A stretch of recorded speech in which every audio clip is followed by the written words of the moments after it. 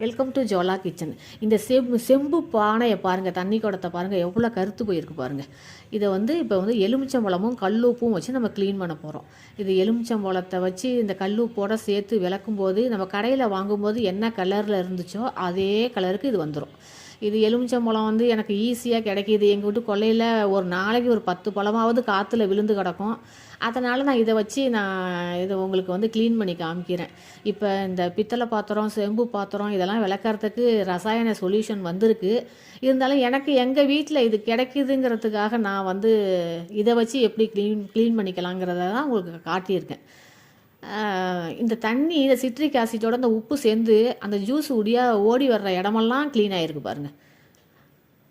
சுத்தமாகிடும். ரொம்ப புளி போட்டு நம்ம பித்தளை பாத்திரம் விளக்கும் போது எவ்வளோ அழுத்தி தேய்க்கணும், அழுத்தி தேய்ச்சா தான் அது க்ளீன் ஆகும். அது மாதிரிலாம் இருக்காது. லைட்டாக தேய்ச்சா போதும்.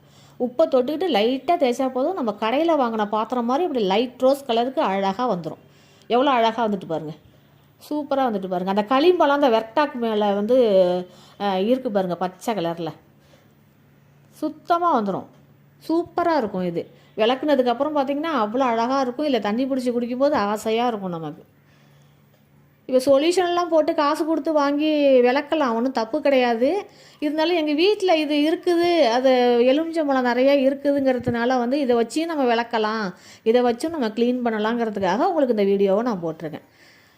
நல்லா க்ளீன் பண்ணிவிட்டு நல்லா கழுவிட்டு டைரக்ட் பைப்பில் தண்ணி பிடிச்சதுக்கப்புறம் அது உள்ளே காமிக்கிறேன். அந்த தண்ணி எவ்வளோ தெளிவாக இருக்குன்னு பாருங்கள்.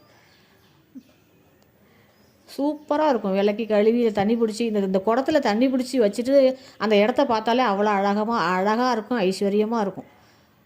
இப்போ பாருங்கள் எவ்வளோ தெளிவாக இருக்குன்னு பாருங்கள். இதை தண்ணி குடிச்சிக்கிட்டே இருக்கலாம். இந்த வீடியோ உங்களுக்கு பயனுள்ளதாக இருக்கும்னு நம்புகிறேன். பிடிச்சிருந்தால் லைக் பண்ணுங்கள், ஷேர் பண்ணுங்கள், சப்ஸ்கிரைப் பண்ணுங்கள். நன்றி.